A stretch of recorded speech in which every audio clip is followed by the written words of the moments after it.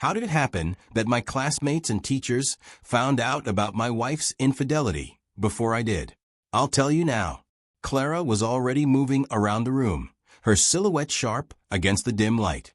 She wore the navy blazer I'd bought her last Christmas, the one that made her look like she owned every room she walked into. Her hair was pinned, her lips glossed, her perfume already weaving through the air in quiet defiance of the hour. I watched her fasten the small silver clasp on her briefcase and slide her tablet into it with mechanical precision. "Another strategy meeting?" I asked, voice half swallowed by the rain. She smiled, that smile that used to melt me, now polished to perfection. "Downtown. Shouldn't be too long." The same excuse, said with the same cadence, the same easy shrug. I could have recited it with her by now. I turned back to the frying pan, the smell of eggs mixing with the scent of her perfume. Domestic normalcy trying to cover something hollow. "I can pick up Ella from school if you're running late again." "That'd be great," she said, her tone too bright, too relieved. Ella came skipping into the kitchen with her backpack bouncing against her shoulders. 7 years old, hair a mess, eyes bright, completely untouched by the quiet frost between her parents. She climbed onto the stool and stole a bite of toast. "Mom, can I bring my tablet to school? We have free time after reading." "Sure, sweetheart," Clara said, distracted, sipping her coffee. "Just don't forget your charger this time." Ella nodded, reaching across the counter. And that's when it happened. In the clutter of breakfast and movement, she grabbed the wrong tablet. Silver case instead of pink. Clara didn't notice. I didn't either. Not yet. Clara checked her watch. "I really have to go." She leaned in to kiss me. Her lips brushed mine, soft, deliberate, distant. Like a scene rehearsed too many times. Her perfume lingered longer than her affection. I watched her step into the rain, umbrella snapping open like armor. The door closed, and the echo of her heels faded down the driveway. Just another morning. Just another meeting. Just another lie I hadn't found the shape of yet. I cleaned up breakfast in silence while Ella hummed to herself, packing her art supplies. The house felt bigger when Clara was gone, emptier but breathable. There was always a strange calm that followed her absence, a stillness I didn't want to name relief. Ella twirled in her raincoat. "Dad, when are we going to the aquarium again?" "Soon, kiddo," I said, helping her zip up. "Maybe this weekend." She grinned, gap-toothed and innocent. I dropped her off at school, waved as she ran inside, and told myself it was going to be a normal day. I wanted to believe it, that the disquiet in my chest was just fatigue, not premonition. Back home, I showered, changed, and settled into my office corner. 3 monitors glowing in the dim light. Code scrolled down the screen, familiar logic and syntax wrapping around me like a language I could trust. Machines made sense. People didn't. But Clara's face wouldn't leave my head. Her distracted glances, the late-night client calls, the way she started locking her tablet. We'd been drifting for months, and every attempt to bridge it ended in polite distance. Sometimes I'd catch her staring at her reflection in the mirror, not out of vanity, but calculation, like she was measuring the woman she'd become against the one she used to be. I didn't resent her ambition. I loved it once. But lately it felt like she was chasing something else, something she didn't want me to see. At noon, I made coffee and scrolled through her Instagram out of habit. Smiling headshots, work dinners, inspirational quotes about taking control. Comments flooded in from strangers, coworkers, one name appearing a little too often, Tyler Kane. Fitness influencer, all jawline and self-love jargon. Clara followed all his posts, liked every one. I told myself it was harmless. Everyone followed someone like that. Still, something about it needled me. I shook it off and buried myself in code again. Lines and functions. Input and output. Predictable. Safe. The rain didn't stop all day. The house dimmed early, as if the storm had pulled the sun into hiding. Around 5, I prepped dinner, nothing fancy, just pasta and garlic bread, Ella's favorite. I expected Clara to call. She didn't. Again. The clock hit 6. Then 6:30. I checked my phone, no messages. The silence stretched thin. I imagined her sitting across some downtown table, laughing, pretending the rain didn't exist. When her car finally pulled into the driveway near 7, I felt both relief and resentment. She walked in with the same perfume and the same tired smile, dropping her umbrella on the mat. "Traffic was insane," she said. I nodded, stirring the sauce. "Long meeting." "The usual." She hung her coat, kissed Ella on the head, and joined us at the table. Conversation was light, rehearsed. Work, school, weather, the rhythm of normality, hiding something rotten underneath. Later that night, after Ella was asleep, I lay in bed beside Clara. She scrolled her phone with her back to me, screen light flickering across the sheets. I wanted to ask who she was texting. I wanted to ask why she flinched when I touched her shoulder. But I didn't. Instead, I turned toward the window, listening to the rain drum harder. There was a distance between us, not measured in inches, but in truths unspoken. I didn't know that the real storm had already begun. That somewhere in Ella's backpack, under a math book and a pack of crayons, a silver tablet waited, holding everything that would shatter our lives by morning. And as I drifted toward uneasy sleep, I had no idea that this was the last normal day I'd ever know.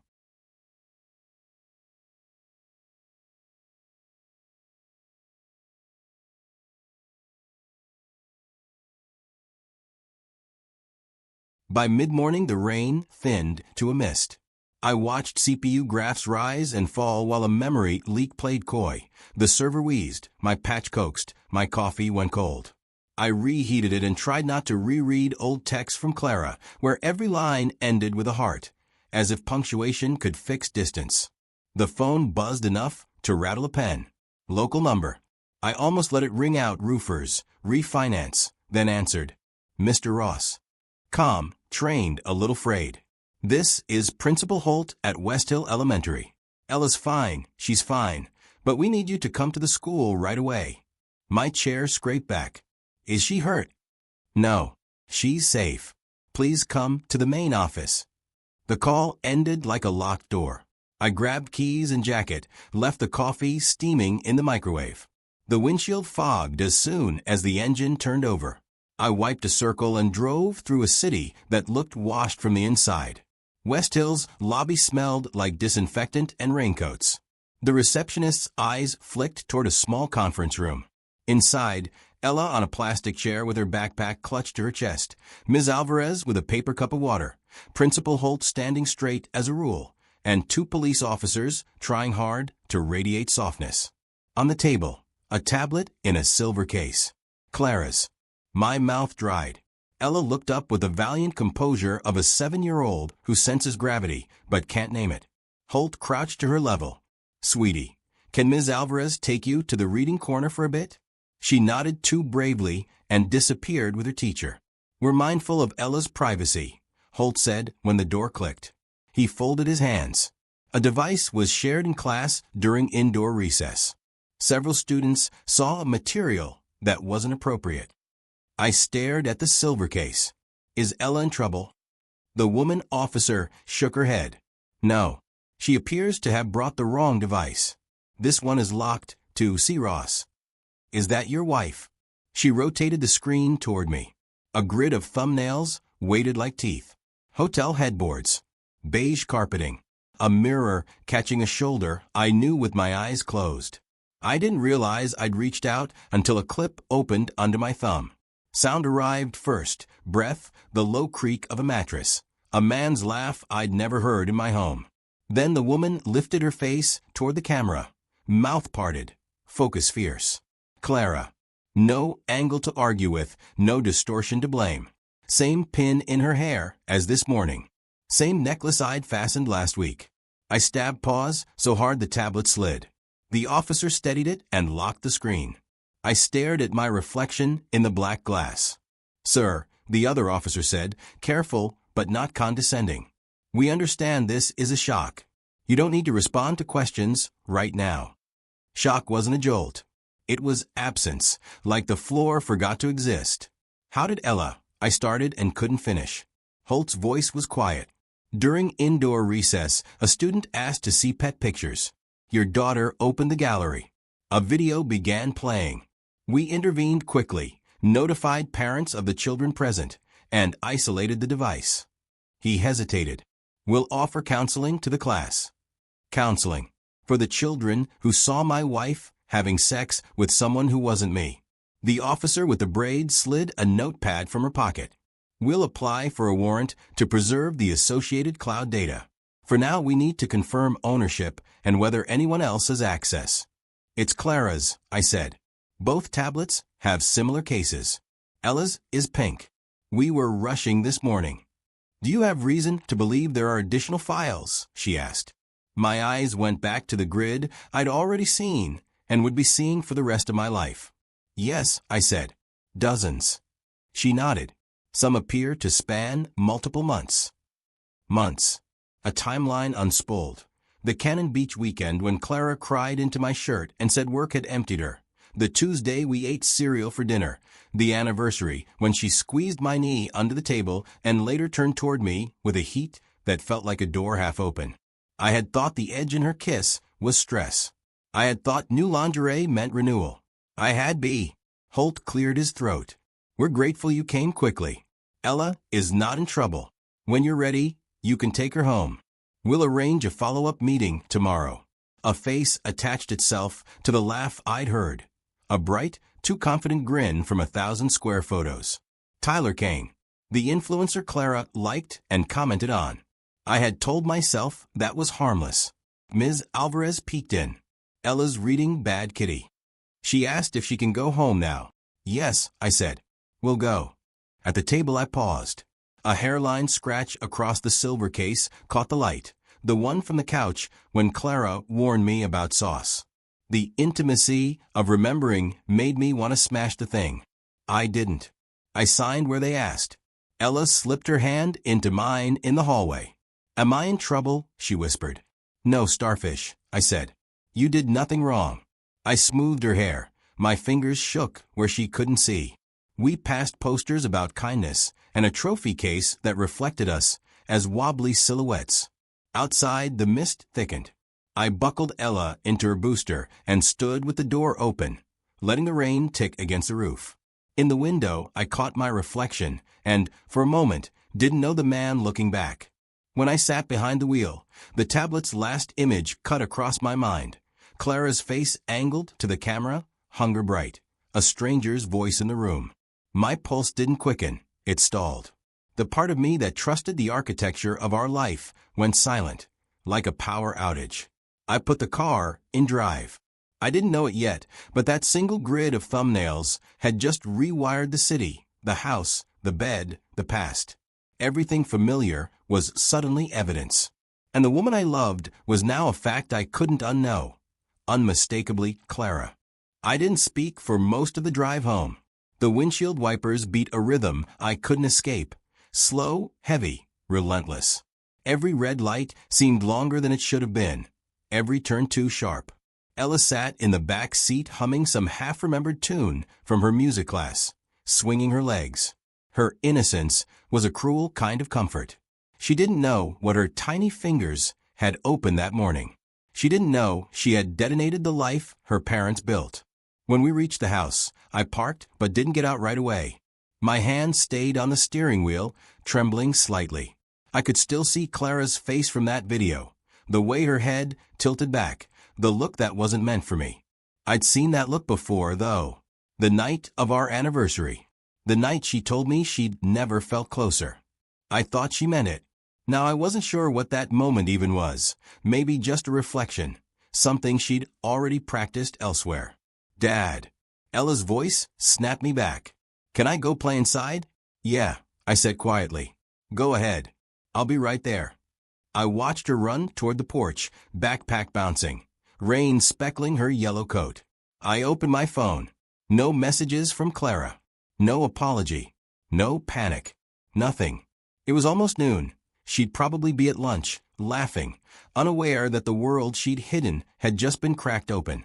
I went straight to my office. The house was too quiet, too sterile, like a hotel room after checkout. I powered up my desktop, connected the tablet, and waited for it to sync. The files began to appear one by one. Thumbnails multiplying like infection. Videos, photos, screenshots. Some with dates going back 2 years. Others from just last week. Different hotel rooms. Different men. Always the same silver necklace. The same confidence. She looked alive in those videos in a way I hadn't seen in years. Like someone had lit her from within. That hurt more than the betrayal itself. Knowing that the best version of her was never the one she gave me. But one man appeared again and again. Same smirk, same tattoos snaking down his forearm, Tyler Kane. The fitness influencer. The man she claimed was just someone she followed for workouts. The same man who replied to her comments with winks and fire emojis. The same man she told me was harmless fun. I clicked on another file. The audio filled the room. Her voice, soft, breathless, too intimate. "Tyler," she said, laughing in that low way that used to be mine alone. "You're insane." He laughed too, arrogant and sure. "You love it." My stomach turned. My hand hovered over the mouse, but I couldn't stop. Each video was a small death. A marriage unraveling in real time. The timestamps mocked me. During the same weeks she told me she was traveling for work, the same weekends I took Ella to soccer practice alone. I opened the cloud folder's settings. The account was synced to her email, automatically backing up every new file. She didn't even hide it, or maybe she thought she'd deleted them. But the system didn't lie. It kept everything. Every angle. Every sound. Some clips had metadata tagging locations, hotel names, GPS coordinates, even timestamps with attached voice notes. One message stood out, labeled simply, draft_01. I hesitated, then played it. "Hey," Clara's voice said softly. "If I'm being honest, I think about you all the time. Even when I'm home. Especially when I'm home. You make me feel real again. Not like I'm pretending to be the perfect wife. You make me want things I shouldn't." She laughed nervously. "God, if Daniel ever found out, I'd..." She stopped. The recording cut off mid-sentence. I sat back, breathing hard.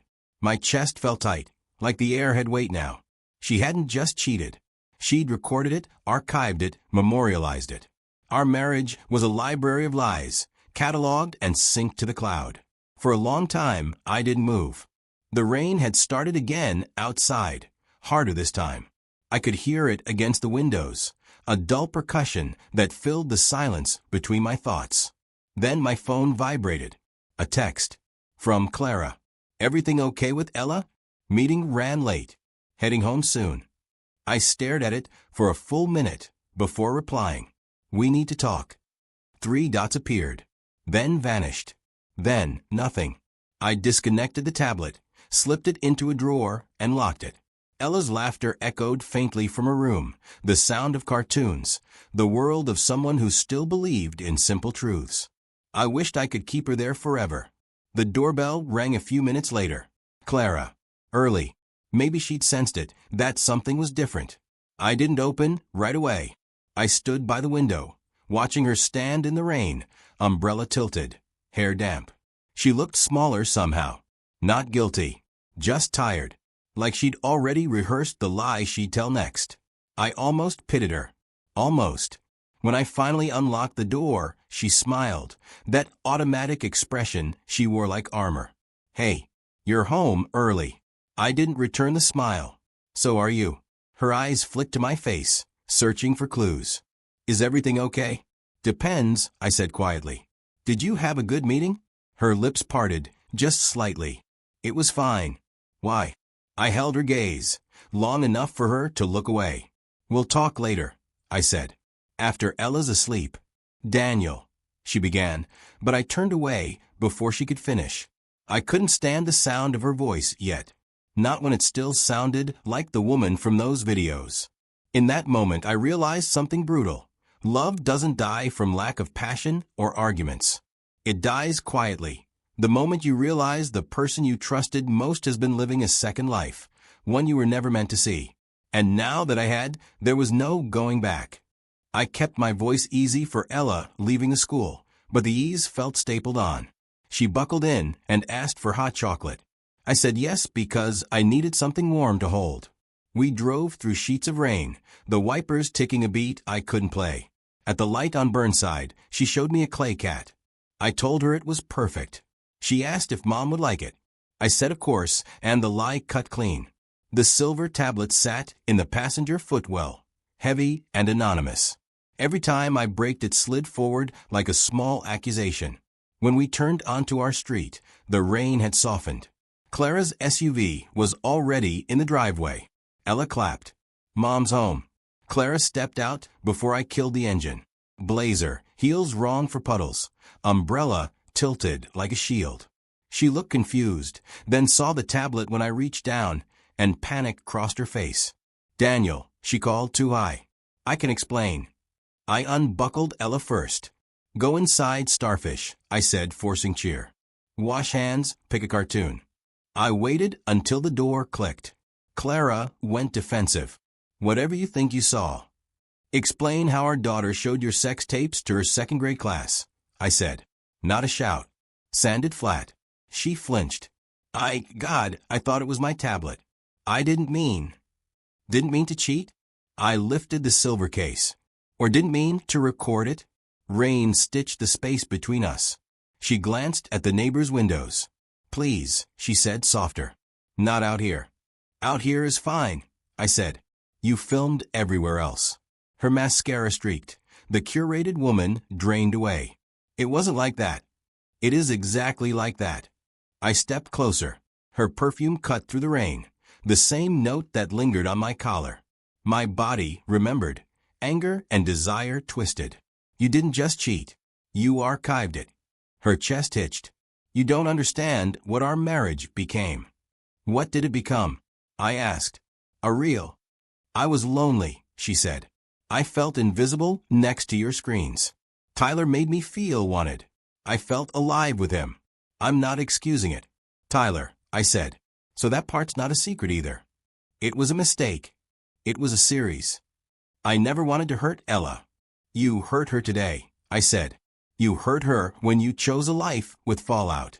You hurt me because you wanted to feel alive and decided we weren't real enough to keep. She let out a short, broken laugh. Do you want me to beg? I will. Here in the rain if it keeps our daughter from losing her family. Begging doesn't rewind video. Daniel, she whispered, stepping so close the umbrella couldn't cover either of us. Rain dotted her lashes. I know my body, my choices, are the loudest thing in your head. I know when you look at me, you see him. I deserve that. But please. The image rose. Her back arched, a laugh blooming into a moan, the camera catching hunger I hadn't tasted in too long. Anger surged, but underneath it a pulse beat, human and humiliating. I hated that part of me, wanted to drag her inside and prove I could still make her come apart, overwrite what I'd seen with my hands and mouth. I hated that she could still light a fuse under my skin. She read it, she always could. None of them were you. That's supposed to be comfort. It came out hoarse. Truth, she said. I chased a version of myself I thought I'd lost. I wanted sex without consequence, because consequence was all our life had become. It doesn't excuse it.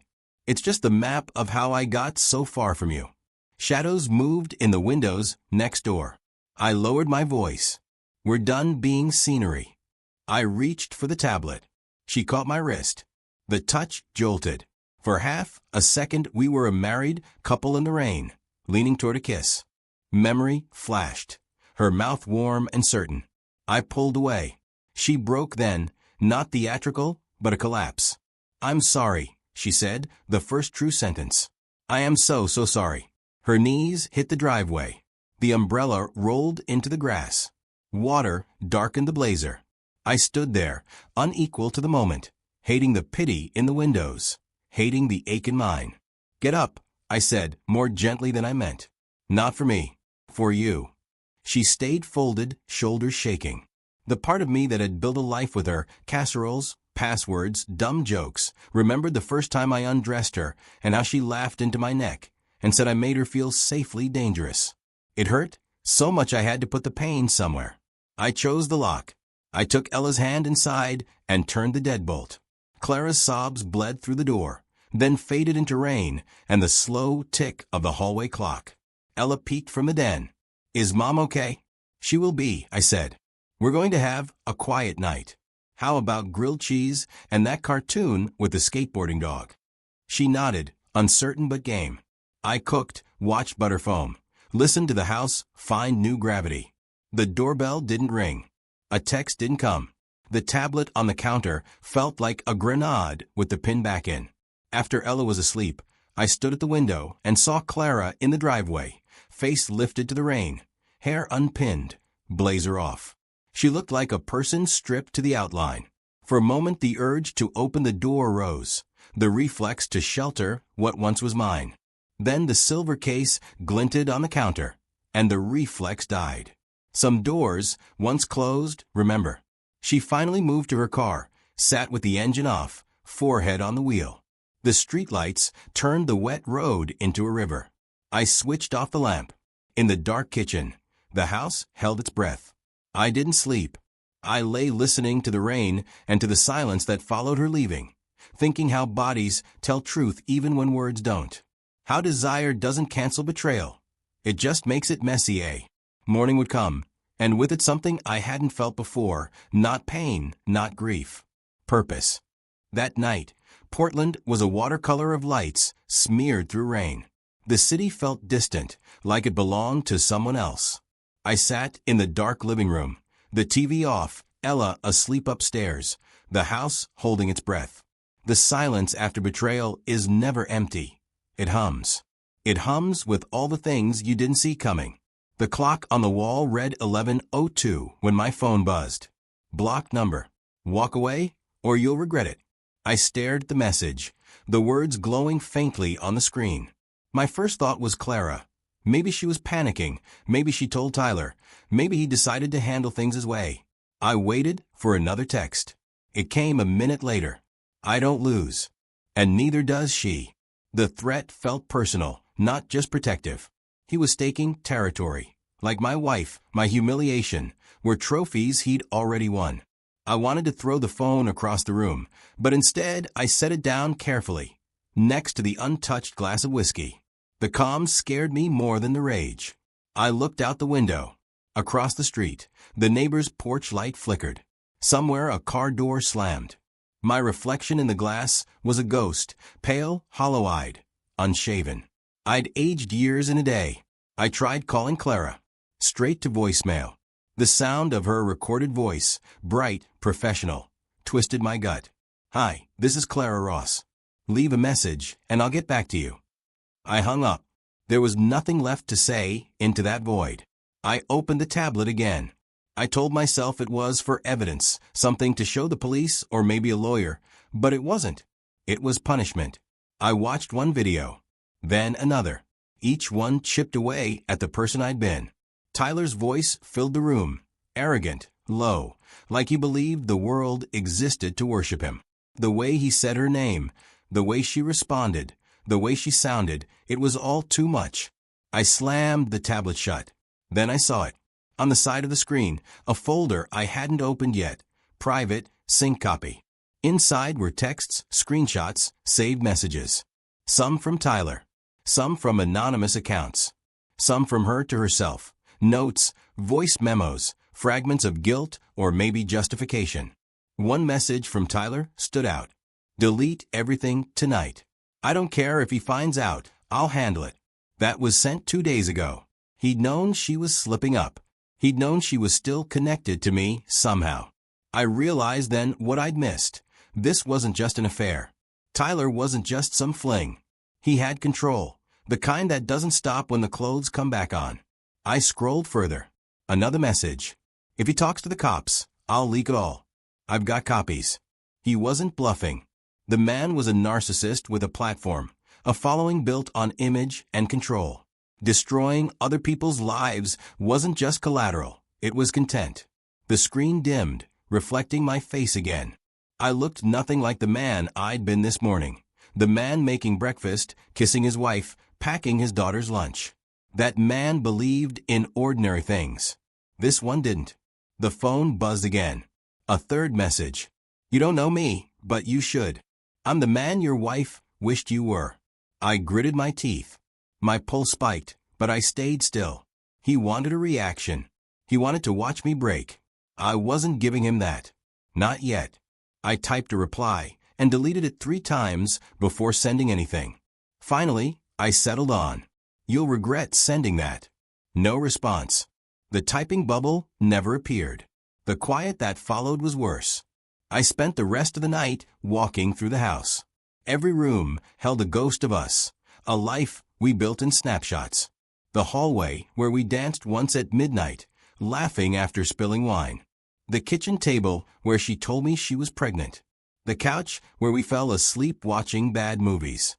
Every memory now had his fingerprints on it, faint but permanent. When the storm outside grew louder, I poured another drink and sat back down.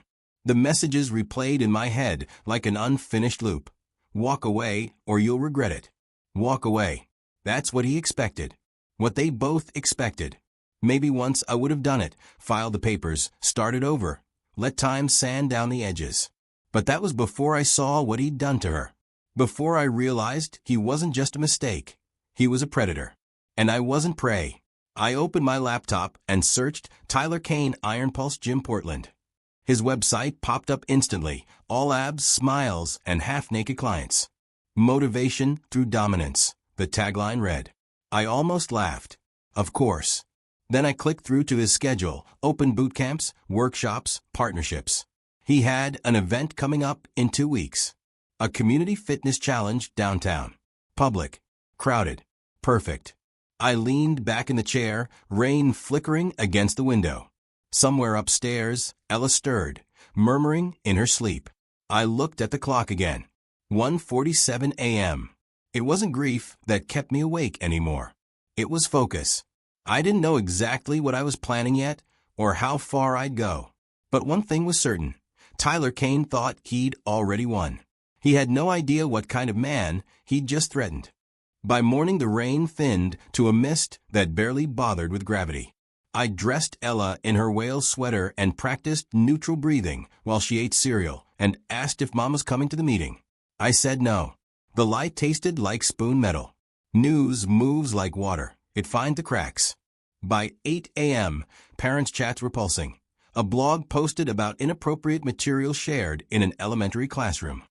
No names, just clean outrage. I kept my phone face down. HR encouraged me to take leave. I closed my laptop and drove to Westhill. The lot looked like a festival. Tight umbrellas. One news van sulking at the far end.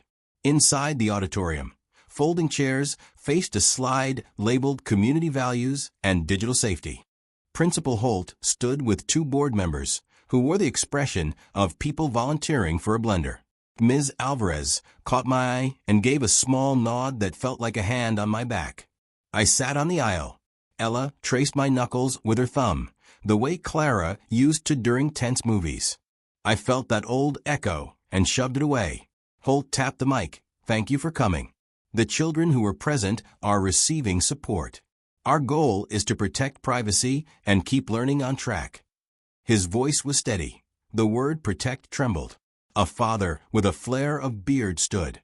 Are you pressing charges against the parent who allowed this? We're coordinating with police, Holt said. It appears to have been a switch device. We're reviewing policies. A woman leaned forward. Accident or not, our kid saw sexual content. She didn't censor it. The word landed heavy. My daughter had nightmares.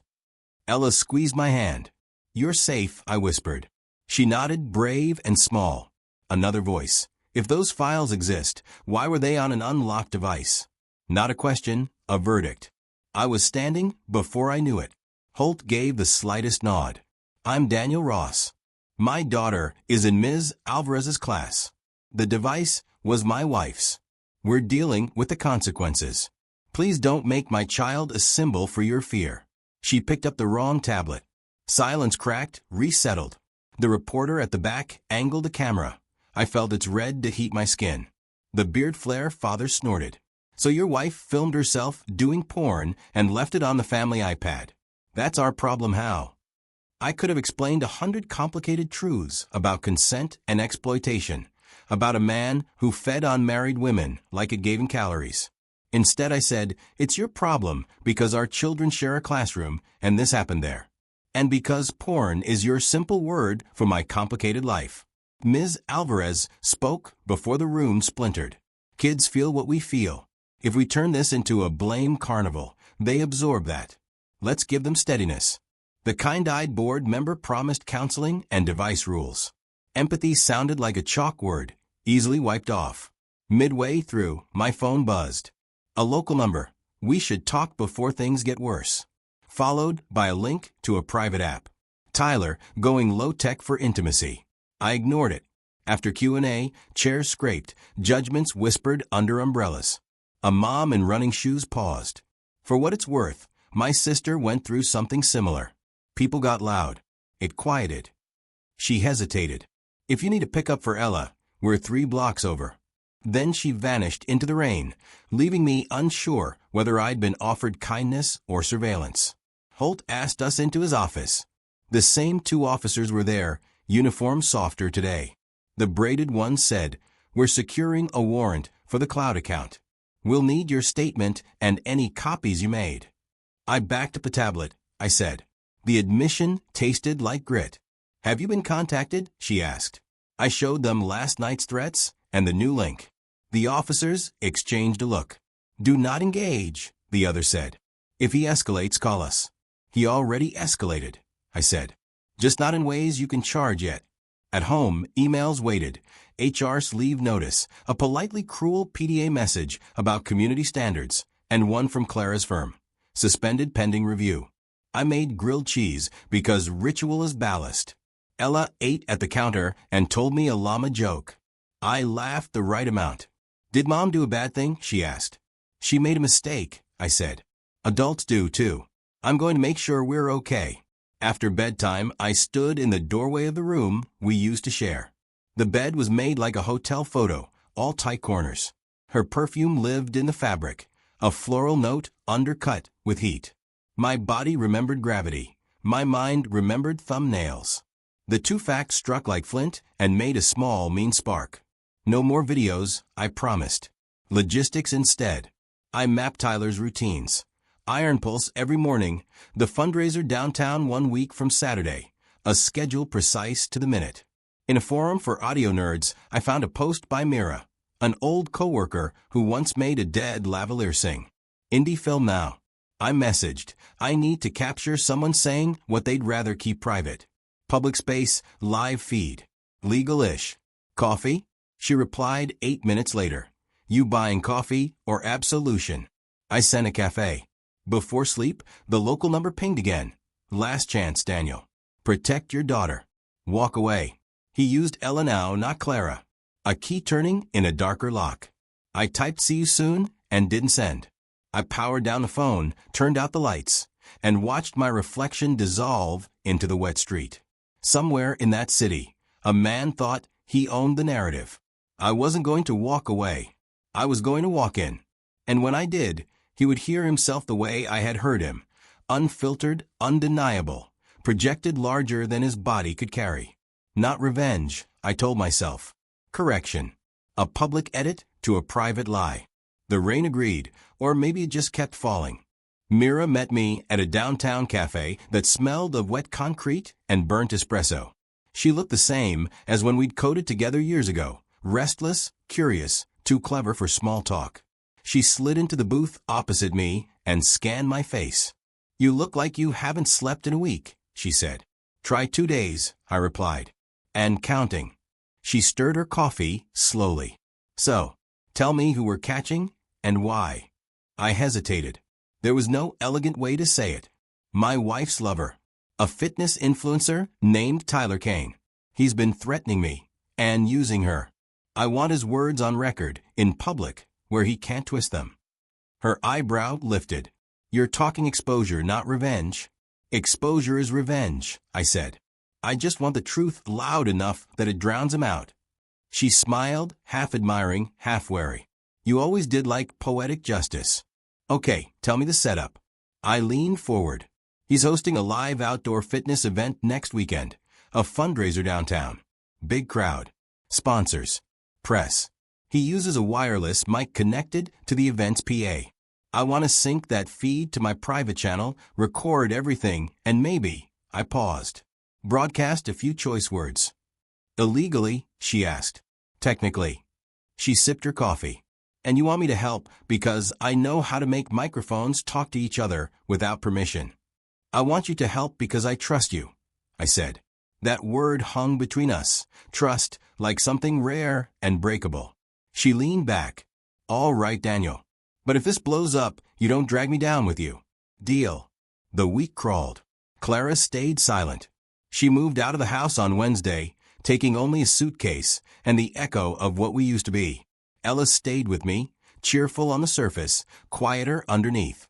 I tried to keep her routine intact. Breakfast, school, bedtime stories. Every night she asked when Mom would come home. Every night I lied softer. On Friday, I parked across from Iron Pulse Gym. Tyler's car was there, the black Tesla, with his name branded on the plates. Through the window, I watched him train a client, all charm and sweat and confidence. He moved like a man who thought the world was his mirror. The woman he coached couldn't stop smiling. I felt the same mix of hatred and fascination I'd felt watching those videos. The arrogance, the physical ease, the way he made everyone feel seen, only to use it later.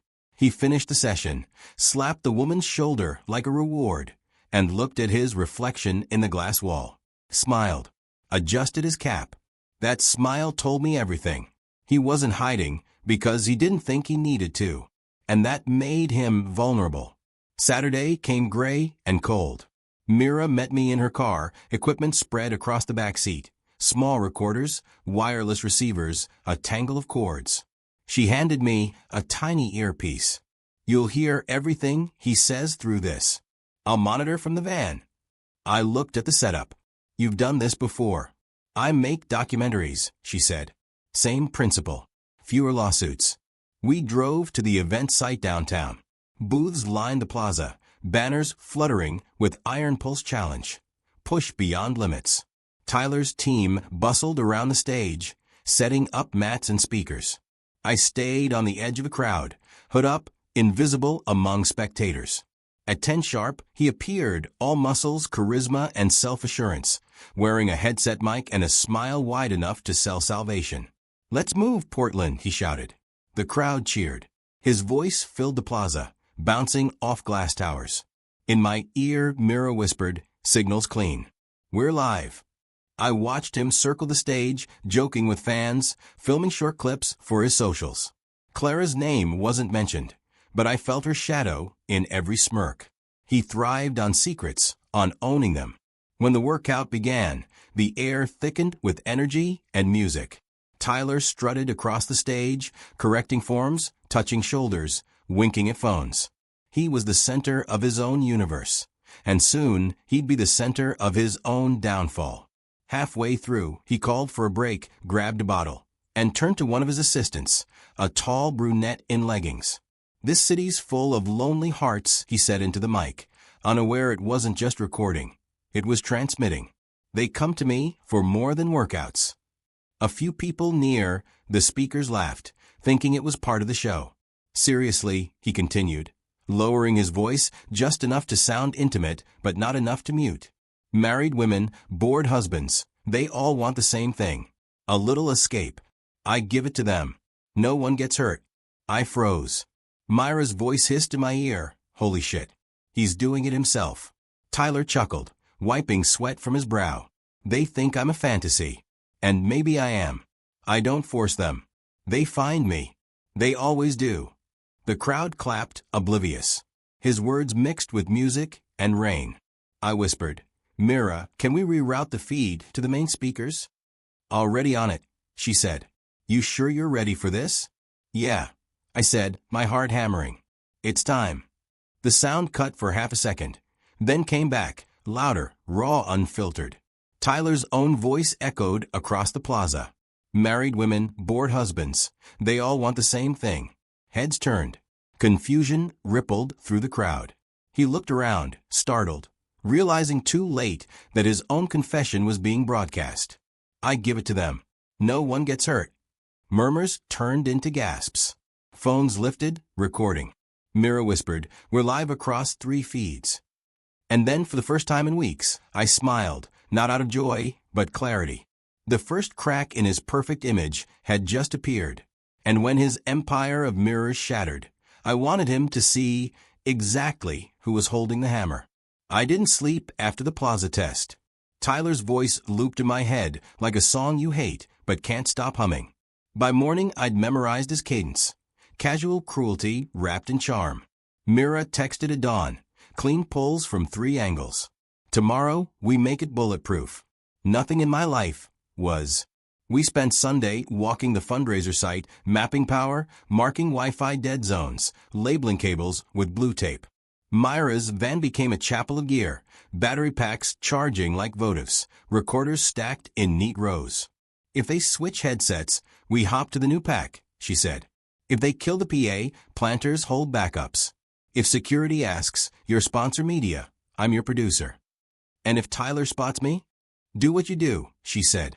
Keep your voice even. The city arrived dressed for spectacle. Vendor tents sprang up like mushrooms after rain. Iron pulse banners draped the stage. The sky turned a merciless blue that made everything seem sharper. I took my place under a maple, hood up, earpiece in. Myra's voice murmured in my left ear. His test count filled the right. Primary on channel A, she said. Board is ours. At 10, he jogged on stage, larger than the phone made him. Shoulders like promises, smile like a switchblade. The crowd roared. He conducted them with a wrist flick, 200 bodies obeying. I unclenched my jaw. Signal. I whispered. Clean. The heat under my skin rose when I saw her. Clara slipped along the plaza's edge in a gray coat and sunglasses, hair pinned as if nothing had ever come undone. My body betrayed me. Remembered the taste of her skin, the particular way she arched when everything else fell away. Sex and anger braided tight until I could barely breathe. I hated that both could exist at once. Tyler paced, basking. Own your breath, he told them, and they did. He scanned the crowd, and for a sliver, his eyes passed over me. Calculation, then dismissal. Predators survive by underestimating. Board op left the console, Mira said. Windows open. Copy. He grabbed a towel and turned to an assistant, unaware the mic stayed live. Keep the VIP lane clear, he said. Press at 11. Make sure our donor with the wedding band gets front row. Mira routed the aside to the nearest speakers. Confusion rippled through the first rows, then settled when the music rose. He didn't notice. Worship makes men deaf. I stepped from the tree's shade. Clara saw me, just a flinch tight at her mouth. She didn't come closer. She didn't run.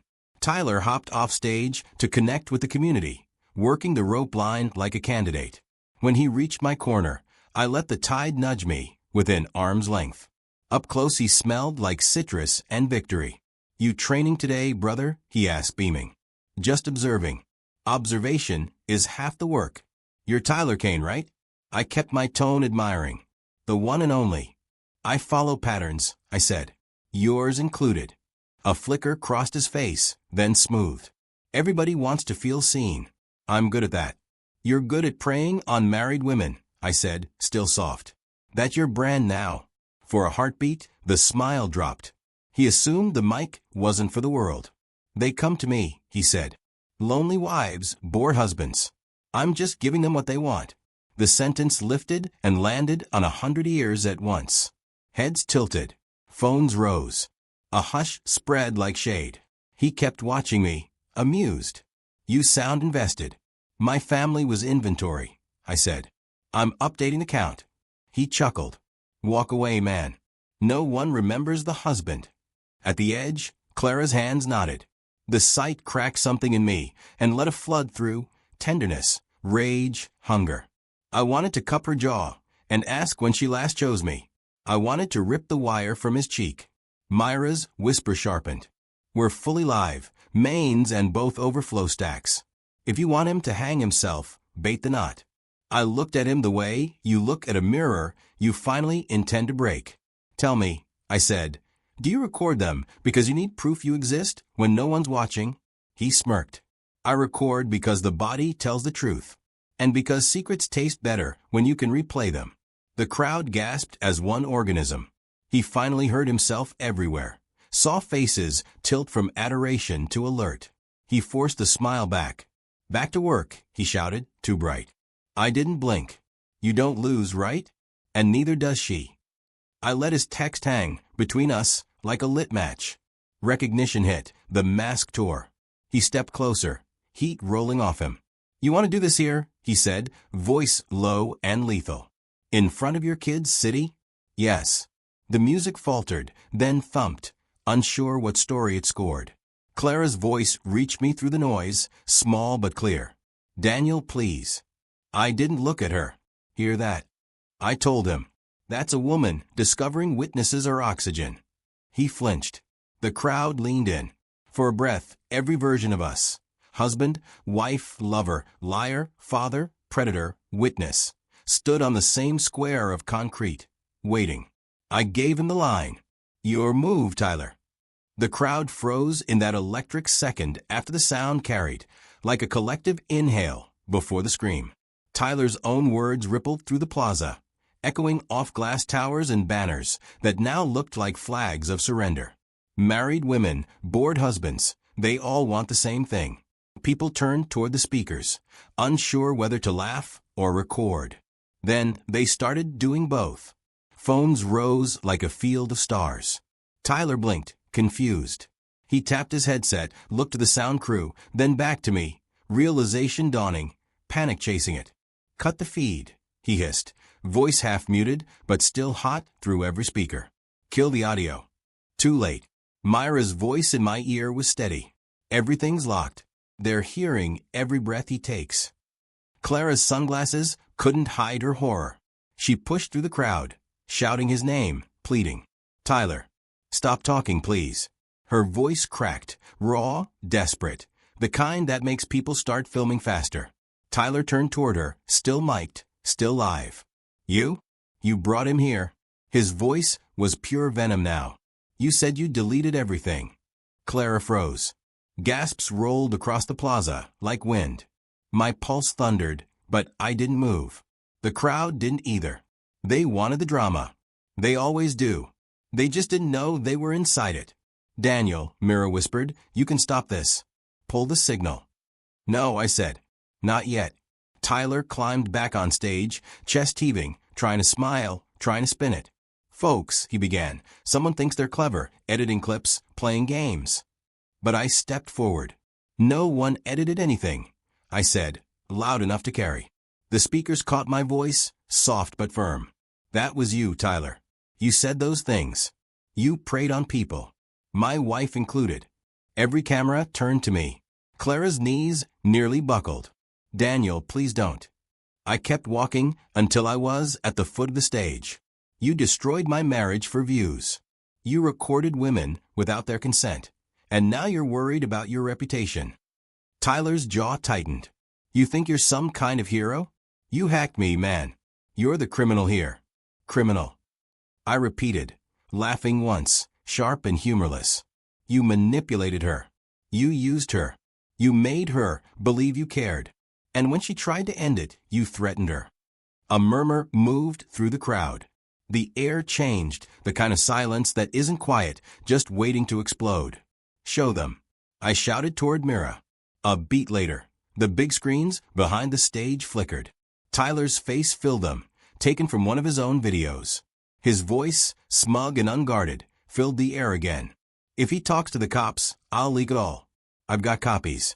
Gasps. Someone shouted, "Oh my God." Someone else laughed, nervous and thrilled.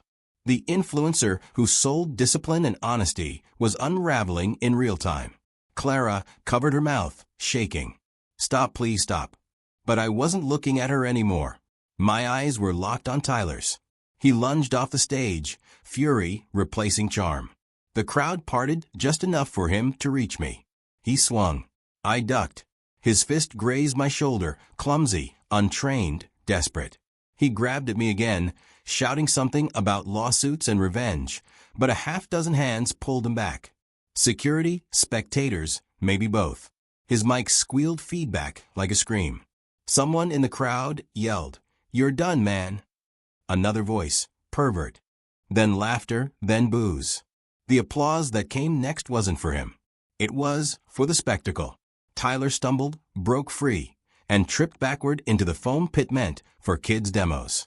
The microphones amplified the splash, the sputter, the curse. Phones caught it from every angle. The internet was already hungry. I'd just fed it. Clara sank to her knees near the barricade, tears cutting through makeup. "Daniel," she whispered, looking up at me. "What have you done?" I didn't answer right away. Around us, the crowd buzzed, half in shock, half in delight. Tyler was being dragged out of the pit, screaming at the event staff, his empire collapsing under its own noise. Finally, I looked down at her, the woman I'd once trusted with everything. "I didn't do this to hurt you," I said quietly. "I did it to end him." Her lip trembled. "You ended me too." Maybe she was right. Maybe revenge always burns everyone in the blast radius. Myra's voice came through the earpiece again. "Feeds down. You should get out of there. Now." The crowd parted as I turned away. Phones still followed me, lenses tracking every step like I was part of the story now. The betrayed husband, the man who fought back, the viral moment they'd forget by next week. As I reached the edge of the plaza, a few people clapped, not understanding, just reacting. Someone shouted, "That was badass." I didn't look back. The rain started again, thin and cold, washing the heat from my skin. I pulled up my hood and kept walking, not toward victory, not toward peace, but toward silence. Somewhere in the distance, sirens began to wail, for him, for her, maybe for all of us. And for the first time, I realized this wasn't justice. It was exposure. And exposure never ends where you think it will. Noise doesn't fade after spectacle. It thins, threads itself through every breath. The plaza buzzed like a hive that realized its queen was a fraud. Tyler dripped foam and humiliation, shouting at security with a voice that no longer sounded like command. And Clara, God. Clara stood in the rain with her sunglasses in her fist, eyes wide, mouth trembling. I climbed the nearest riser and faced her. For a second, everything compressed. The first time she let me unpin her hair, the slow roll of her hips when we forgot the world, the scent of her perfume on a winter coat, the laugh she swallowed against my throat when she wanted sex and didn't yet want to say it. Desire is a muscle memory. It fires even as it breaks you. "You filmed everything," I said into the mic, my voice carrying across concrete and glass. "But I'm the one who'll remember it forever." Her hand came up like she might reach for me. She didn't. Rain needled her cheeks, streaking mascara into tributaries. Around us, phones watched unblinking. Tyler slipped, cursed, clawed at the foam blocks again. "He hacked me," he barked, tinny through the speakers. He pointed at me like a man, insisting the mirror had betrayed him. "Arrest him." "You recorded them," I said, still to Clara, but letting him hear how small he'd become inside my sentence. "You curated us and archived strangers. You left our daughter a library of rooms I was never in." Clara shook her head, lips forming apologies that lost their way. "I'm sorry," she said. "I'm so sorry." She looked almost young then, almost the woman who dragged me back to bed as the kettle began to sing. It hurt to see that ghost. A cheer rumbled from the edges, some for me, most for the drama. I saw pity, thrill, boredom, righteousness. The city had turned us into a feed. I took a breath that tasted like wet metal and stepped to the pit. Tyler tried to lunge again. Security held him. His headset crackled, feedback screaming. I held the mic for one last second, not for the crowd, but for the part of me that needed a ritual. "This was never about winning," I said. "It was about ending it." Then I opened my hand and let the mic drop into the foam beside him. It vanished with a soft, stupid sound. The crowd exploded, gasps, laughter, the hiss of 100 uploads beginning. Cameras flashed. A few clapped like they were at the final bow of a play that had run too long. I turned from the stage without bowing. Clara stepped into my path. Rain slicked her hair flat, and the coat that made her look invincible sagged at the shoulders. Up close, her mouth shook. "Daniel," she said, "please." Not like this. How else? I asked. I thought I was drowning, she said. He made the surface look like air. And then he taught you to hold your breath, I said. I know. Her eyes searched mine for the man who held our vows. I tried to find him too. I found calculus instead. What to salvage, what to burn, what to leave floating. We can fix, she began. No, Clara. I wasn't cruel. Just finished. We can repair a roof. We can't rebuild a memory to exclude the parts that broke it. She closed her eyes. Rain gathered on her lashes like glass. I never stopped wanting you, she whispered. The admission punched a hole straight through my chest. My body answered before my mind did, a flare of heat and history. Wanting me wasn't the problem, I said. You wanted too many lives at once. Behind her, a chant rose and died, replaced by the bark of Tyler insisting the show go on. Sirens ghosted the edge of hearing. I felt suddenly tired. I stepped around her. She didn't follow.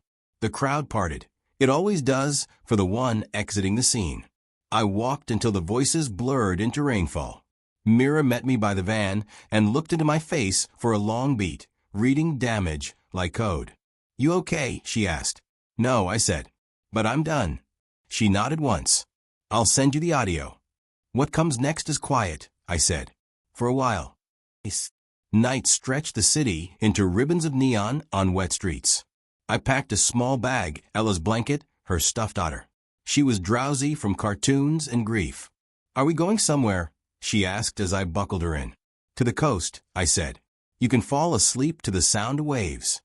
The highway unspooled like a long, dark sentence I finally understood the grammar of. Ella hummed once and slid into sleep, thumb near her mouth. In the rear view she looked smaller than she had that morning, but safe in that way sleep makes a child invincible. Wind strafed the car near Tillamook. The ocean came on sudden, black and moving. I parked at a turnout where we'd watched whales 2 summers ago. The Pacific rolled and breathed. I cracked the window so the air could write itself into us. There in the half-light I let the reel begin. Clara's first kiss in a doorway that smelled like rain and pizza. The way we learned each other's bodies like new cities. The bureaucracies of mortgages and daycare. The night she returned to me with eyes brighter than they should have been. I held each frame and then set it down, gentle as I could. Freedom didn't arrive like a parade. It arrived like room to breathe. Not healed, God not close, but free to choose the next right sentence. Ella sighed in her sleep, a sound like agreement. I rested my head against the seat and listened to the water say the same thing it has always said. Begin again. I didn't know what beginning meant yet. I only knew that next morning I would drive to a breakfast place that never judges salt in a man's eyes, answer Ms. Alvarez's email, call a lawyer and a therapist, ask Mira to wipe the backups after the detectives had what they needed, pack the pink tablet for school, and never again confuse silver for safety. Behind us was spectacle. Ahead of us was work. Between them, for the first time in months, there was space wide enough to turn around. I breathed, and for a moment the breath came easy.